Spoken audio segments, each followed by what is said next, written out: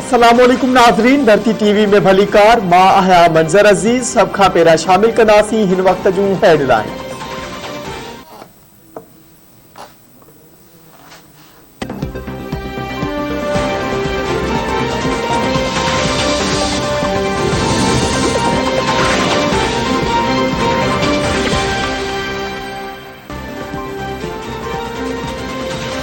वफाकी हुकूमत सिंध में तरक्याती कम कराइण नथी चाहे। वफाकी हुकूमत न पाण कम करे थी न ई असांखे करण ॾिए थी।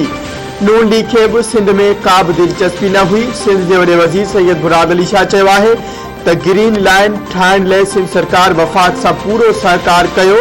पीटीआई हुकूमत 3 महीननि अंदरि ग्रीन लाइन ठाहिण जी दावा कई हुई, पर 3.25 साल थी विया।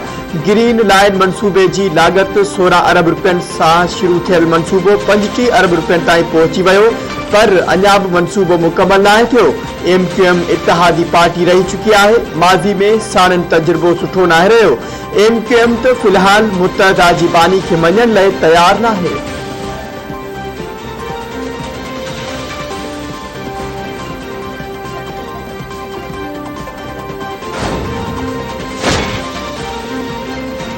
इमरान खान केॾांहुं न पियो वञे। हुकूमत तां कंहिं जो हथ न हटियो आहे। इस्टेब्लिशमेंट सां लाॻापा बिल्कुलु ठीकु आहिनि।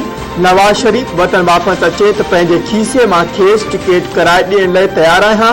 घरू मामलनि जे वफ़ाक़ी वज़ीर शेख रशीद चयो आहे त इदारा 20 ॾींहं खां न 20 वरे खां पॉलिसियूं जोड़ींदा आहिनि। इदारे जी पॉलिसी हूंदी आहे इदारा थिंक टैंक डिघे मुदे वारियूं पॉलिसियूं जोड़ींदा आहिनि। ही माण्हू पाण जे HQ जे गेट नंबर 4 जी पैदावार आहिनि।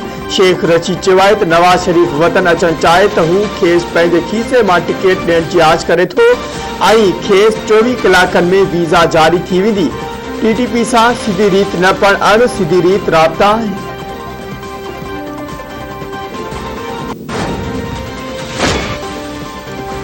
राणा शमीम जे हवाले सां इंकशाफन हिकु भेरो ॿीहर शरीफ ख़ानदान खे सिसिलियन माफिया साबित करे छॾियो। सिंध समाज जे वफ़ाक़ी वज़ीर फवाद चौधरी चयो आहे त इंकशाफन मां ज़ाहिर थिए थो त कहिड़ी रीत शरीफ ख़ानदान माफिया जियां अदालतुनि समेत इदारनि खे ब्लैकमेल करण जी सलाहियत रखे थो।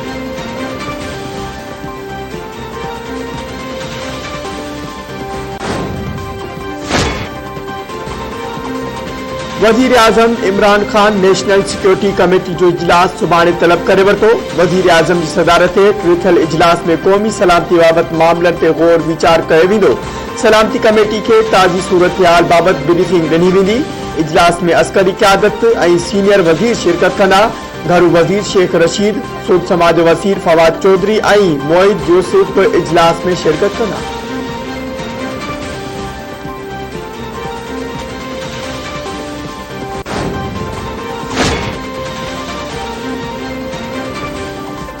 अफगानिस्तान में तालिबान कंहिं बि मर्द मिटमाइट खां सवाइ औरत जे सफ़र करण ऐं गॾु गाॾियुनि में मौसीक़ी हलाइण ते पाबंदी लॻाए छॾी।